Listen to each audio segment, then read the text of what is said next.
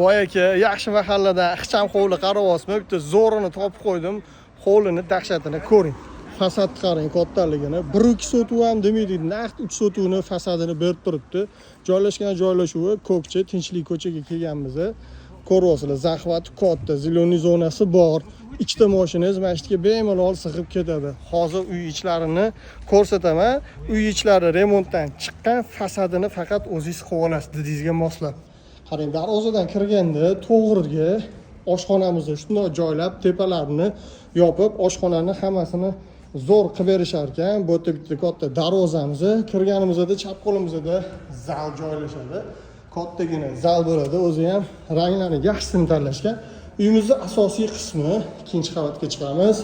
Podol 100% podval bo'ladi. Birinchi qavatdagi sanuzlimiz. Uylarimiz topli pollar bilan jihozlangan, yaxshi mahsulotlar ishlatganman deyaptilar. Birinchi qavatga xohlasangiz bu yerda spalni qilib qo'ysangiz bo'ladi yoki onaxonga xona. 1-2 sotuv 5 ta xona narxini sirazi aytib o'taman. 140 ming bersangiz 5 mingdan ochib beramiz. 135 mingga aylanadi sizga. Podolimiz yaxlit podol. Ikkinchi qavatda bo'lsa asosiy spalnilarimiz joylashgan. Videolarni qo'yaveraman. Like, podpiska esingizdan chiqmasin. Bizani kuzatishda davom etinglar, bizani qo'llab turinglar. Yaxshilari hali oldinda.